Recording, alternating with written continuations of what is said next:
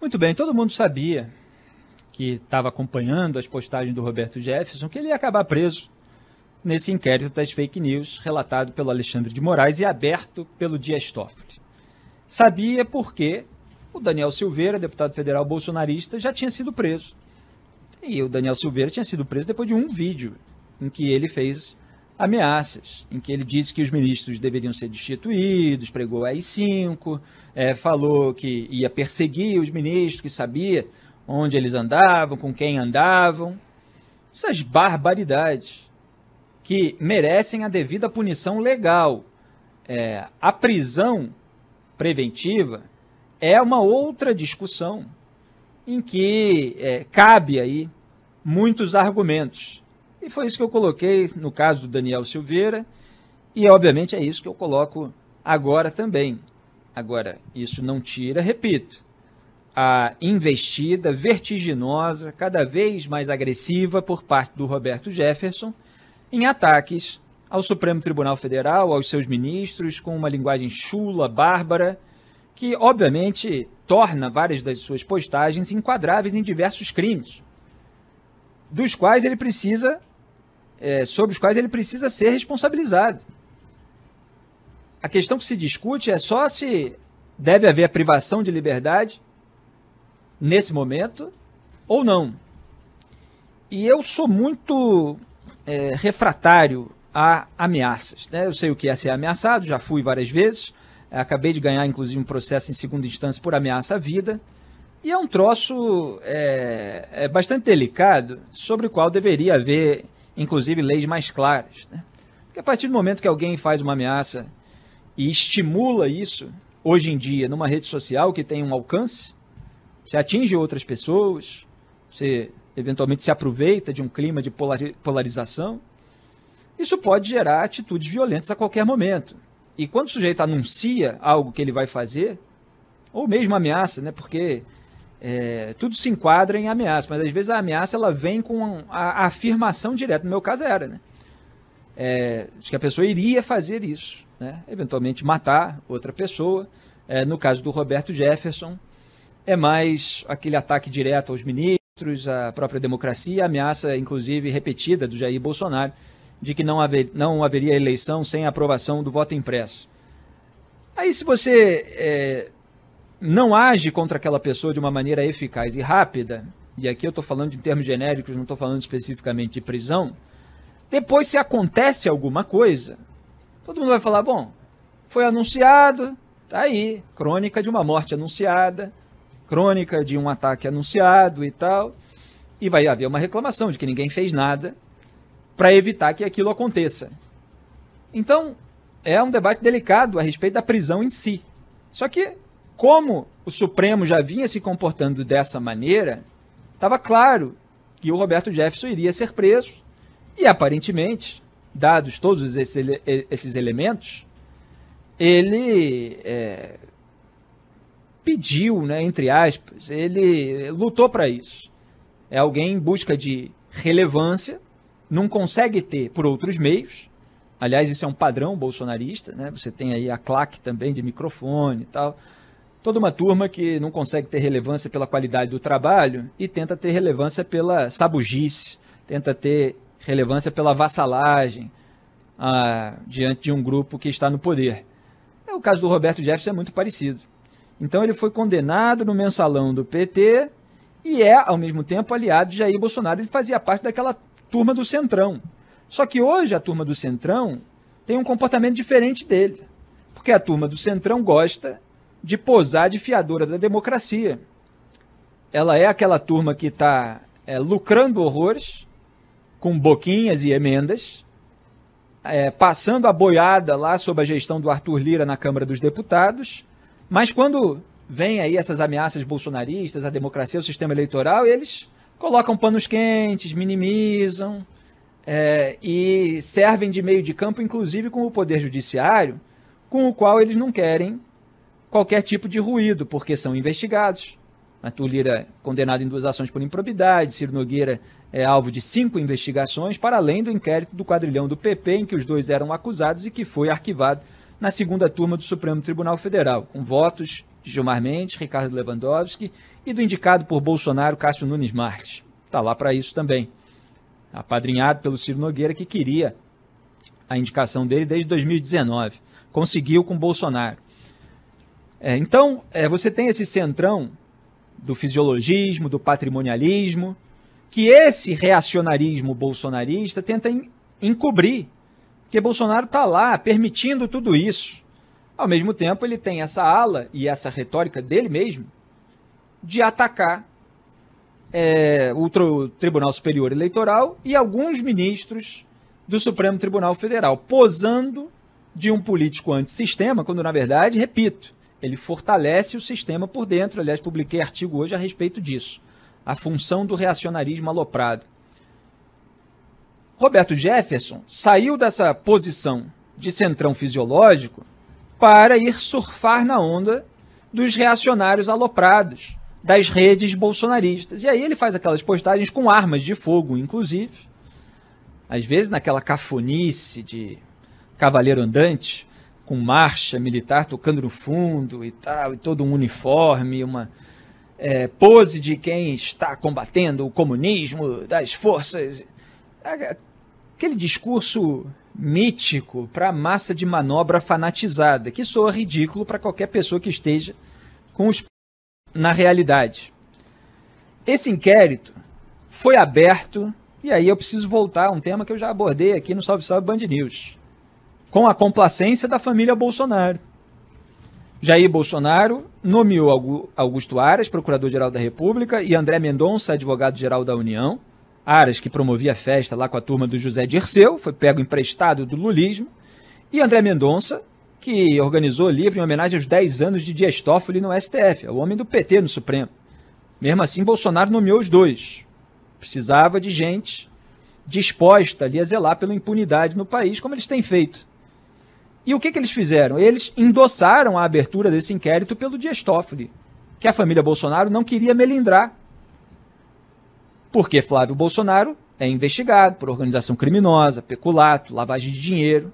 E Toffoli segurou a investigação por 4 meses sobre o Flávio no STF, paralisando todas as investigações, como era o caso da dele, baseadas em dados do COAF. Naquele momento, a família Bolsonaro fez pressão para barrar a CPI da Lava Toga, que investigaria Dias Toffoli, inclusive pela abertura desse inquérito, de uma maneira que gerou muitas críticas, porque feria o sistema acusatório, dava uma interpretação elástica ao artigo 43 do Regimento Interno do STF, e Jair Bolsonaro saiu em defesa do André Mendonça por defender a abertura desse inquérito, como advogado-geral da União, que representa também o Supremo. E Jair Bolsonaro falou do direito garantido no Regimento Interno do STF. Foi o meu artigo anterior, Jair Bolsonaro é a cortina de fumaça do sistema. Eu relembro, não, na verdade é o anterior ainda a esse artigo. Então, o Jair Bolsonaro defendeu o André Mendonça por defender esse inquérito. E o Flávio Bolsonaro poderia ter assinado o requerimento de instalação de CPI da Lava Toga e não assinou. E faltava, sabe quantas? Uma assinatura. Bastava dele. Mas ele não só não deu a assinatura dele, como fez pressão contra os demais senadores para que retirassem a assinatura. Não conseguiu que Major Olímpio, falecido na época no PSL, e a Selma Arruda, na época também no PSL, retirassem a assinatura. Assim como a senadora Soraya Tronic. Major Olímpio e Selma Arruda vieram a público e contaram, tintim por tintim, em detalhes, em entrevistas para mim, inclusive, mas não foi só para mim, os detalhes sobre a pressão. Flávio Bolsonaro ligando, falando palavrão, dizendo, estão querendo aquele verbo com F, que a gente, quando quer amenizar, fala ferrar. Pois é, foi assim que ele falou. E Jair Bolsonaro pegou o telefone do Flávio, veio com xingamento, veio com pressão. Por quê? Porque ele não queria que atingisse o Toffoli. Posa de valente aí na rede social para claque que não acompanha as minúcias do debate político. Mas só engana quem não acompanha, só engana quem cultua a personalidade, quem não tem princípios e valores. E vai atrás do mito, entre aspas, seja lá o que ele fizer. Pode entregar o governo para o centrão, pode ignorar investigações de rachadinha, não prestar contas para a sociedade, deixar tudo obscuro. pode instrumentalizar órgãos de Estado para manter a impunidade e, ao fazer isso, ajudar, inclusive, outros a fazer, que para essa turma está tudo bem. Agora, para quem acompanha, sabe que ele posa de valente, mas, ao mesmo tempo, é conivente com o inquérito, nesse caso, com todo o sistema, né, mas com o inquérito, do qual agora ele próprio é alvo, porque foi incluído, depois de todas essas acusações aí, bravatas, etc., em relação ao sistema eleitoral e aos ministros, e do qual a claque bolsonarista, da qual Roberto Jefferson hoje é expoente, também se tornou alvo. Mas isso só veio acontecer meses depois da instalação do inquérito. Então eles têm aí uma corresponsabilidade sobre esse mecanismo. Agora, que o Roberto Jefferson tem de ser responsabilizado e punido pelas barbaridades que falou, pelas postagens que fez, é claro. Esses processos sobre crimes contra a honra, ameaças, etc., tudo isso, qualquer pessoa normal, quando é alvo, e eu sou com frequência, ela precisa dar um print, precisa pegar o link, precisa mandar para o advogado, enquanto tudo isso fica circulando e atiçando pessoas eventualmente alopradas, dispostas a fazer alguma besteira a qualquer momento. Aí você tem que localizar, pegar todos os dados da pessoa, os advogados, processar, e demora, se tem a primeira instância, são meses e meses, enquanto isso, a postagem vai circulando fora do radar das vítimas, etc. E aí depois vem o resultado do processo, com vitória, indenização. Só que aqui o que a Polícia Federal apontou em primeiro lugar, e é bom destacar isso, Alexandre de Moraes dessa vez não tomou uma decisão isolada. Houve um pedido de prisão por parte da delegada da Polícia Federal responsável pelo inquérito, que é aquela delegada, a Denise, né, Ribeiro, se eu não me engano, já vou confirmar, que o próprio bolsonarismo tentou minar no começo. Quem acompanha o Salve Salve Band News sabe que aqui a gente mostra a tentativa bolsonarista de instrumentalizar a corporação inteira da Polícia Federal. Mas isso não quer dizer que consegue. E não consegue até porque o próprio Alexandre de Moraes, ao encerrar o inquérito dos atos antidemocráticos, ele colocou, por exemplo, a delegada para fazer essa outra investigação. Assim como em outros casos, também decidiu manter o delegado que era responsável anteriormente. Aliás, no caso do próprio inquérito sobre a interferência do Bolsonaro na Polícia Federal, ele próprio, Moraes, que determinou o delegado. Então, há delegados que o Paulo Maiorino, atual diretor-geral da PF, não consegue remover, porque você tem uma ordem superior ou você tem um caso sensível demais em que qualquer remoção vai soar ainda mais assintosa do que aquelas que aconteceram, por exemplo, com os delegados que miraram o Ricardo Salles. Então, voltando ao Roberto Jefferson, a filha dele, Cristiane Brasil, aquela que chegou a ser cotada para ministério, aí apareceu com aqueles homens sem camisa, numa lancha, e aí surgiu condenações trabalhistas, aí veio uma pressão para que ela não fosse nomeada, acabou perdendo, concorreu em 2018 para deputado federal pelo Rio de Janeiro, não venceu, aí passou a tentar por São Paulo agora. Então você tem uma família aí buscando relevância, buscando chamar a atenção de alguma maneira. Eles tinham rumado aí para o bolsonarismo e a Cristiane Brasil foi cobrar o Bolsonaro, bonito, não vai fazer nada e tal. O Bolsonaro até agora há pouco estava meio caladinho a respeito disso tudo, mas a sua claque, que agora tem Roberto Jefferson assim como um mártir, estava lá defendendo e atacando o Moraes, porque é o único ponto em que eles conseguem emplacar um discurso antissistema. É a única desculpa, é o único pretexto. Porque no resto todo, Jair Bolsonaro está junto. Ele está junto na Frente Ampla pela Impunidade, com petistas, inclusive Lula, velhos tucanos, Centrão, né, a própria família Bolsonaro, claro. Ele está junto no aumento do fundão eleitoral, dando desculpa esfarrapada para enganar otário, de que ele não pode vetar, porque senão é alvo de impeachment, e foi lá o deputado federal Kim Kataguiri, no órgão técnico da Câmara, que respondeu que ele só era obrigado a sancionar 800 milhões de reais. Acima disso não tem nada que sancionar. Mas sancionou, quer dizer, endossou, aprovou 2 bilhões e agora disse que iria aprovar 4 bilhões, o dobro, depois dos 5,7 bilhões, que é com gordura, com bode na sala, que a Câmara aprovou.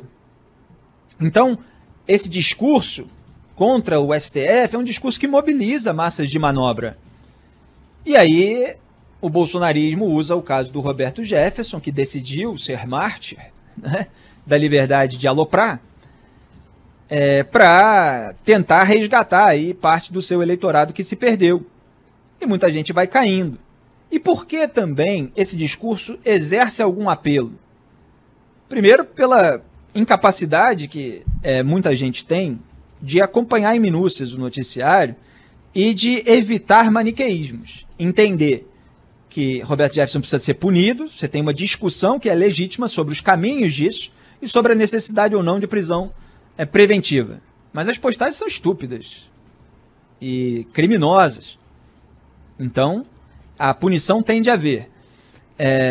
Mas existe uma dificuldade de separar todos os elementos envolvidos aí, no sentido de que o Supremo Tribunal Federal é muito rigoroso, é uma expressão que eles usariam, né, em outros casos, punitivista, para casos em que os próprios ministros estão envolvidos.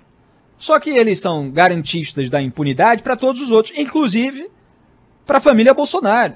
Não se pode evitar de mencionar, porque tem lá recurso do MP aqui do Rio contra o foro privilegiado do Flávio Bolsonaro, engavetado por Gilmar Mendes há meses e meses e meses. Vai fazer ano, hein? Vai fazer aniversário. Então, o Lula foi solto, porque derrubaram a prisão em segunda instância. Aí depois teve a declaração de incompetência, não no sentido de qualidade, mas de jurisdição, da 13ª Vara Federal de Curitiba. Declararam Sérgio Moro suspeito, juiz de primeira instância, né, com os reforços argumentativos, entre aspas, de mensagens roubadas por violação criminosa de celular e não autenticadas. Não tiveram nem a coragem de formalizar aquilo que eles sabem que é juridicamente nulo, mas usaram aquilo como peso político para legitimar as narrativas de enquadramento em suspeição, que, como Barroso, Fachin e aqueles que analisaram tecnicamente mostraram, não se aplicava, porque todas as provas elas eram mantidas, as conversas supostamente ocorridas tratavam de outras questões, de monte de processos, né, que eles fazem parecer que era só do Lula, porque a Força Tarefa tinha 1000 processos lá, como disse o Deltan Dallagnol, numa linguagem aproximada, claro, hiperbólica, para tratar naquela vara. Mas, enfim, então, em outros casos, como o do próprio Lula, que é um rival eleitoral de Jair Bolsonaro, embora haja várias similaridades, o Supremo é complacente, é manso, é garantista e tal, e quando envolve ameaça ou qualquer coisa que fira a suscetibilidade dos ministros, aí manda prender. Manda prender rapidamente, aí a prisão preventiva está valendo, né? Quando é prisão preventiva para político, padrinho de ministro, para aliado e tal, aí não serve. Eu aponto todos esses elementos aqui, as hipocrisias do Supremo e as hipocrisias do bolsonarismo, e as responsabilidades. Então é perfeitamente possível as pessoas entenderem que Roberto Jefferson, Daniel Silveira, têm de ser punidos por postagens criminosas, que se fossem contra qualquer um que está ouvindo, a pessoa ia sentir o lado desagradável, né, de você se tornar alvo potencial de qualquer ato violento. Então, as pessoas têm que entender que é perfeitamente possível você responsabilizar essas pessoas, entendendo que há pontos discutíveis a respeito de prisão preventiva, e você entender que o Supremo é leniente em uma série de outros casos, que envolvem corrupção, que envolvem lavagem de dinheiro e tal, e que isso ajuda a claque bolsonarista a pregar um discurso mais rasteiro, passando pano para as suas próprias vigarices, passando pano para todo esse reacionarismo aloprado, que tem elementos de extremismo, que tem elementos de instigação, de você insuflar a violência contra as instituições. Já tacaram até fogos, né, no prédio do Supremo Tribunal Federal. Imagina se isso vai se avolumando, se isso vai se tornando cada vez mais agressivo. Então, esse é o caso da prisão do Roberto Jefferson, que vai continuar sendo usado, só para terminar, pelos bolsonaristas como um motivo para um discurso, para uma retórica, para uma propaganda antissistema no momento em que Jair Bolsonaro incorre e deixa correr todo o patrimonialismo, o fisiologismo, os acordões pela impunidade, além da inépcia do seu próprio governo, da sua própria família, dos seus aliados que estão lá fazendo com que o dinheiro dos pagadores de impostos vá para os interesses deles, para os privilégios deles. Então esse é o quadro completo.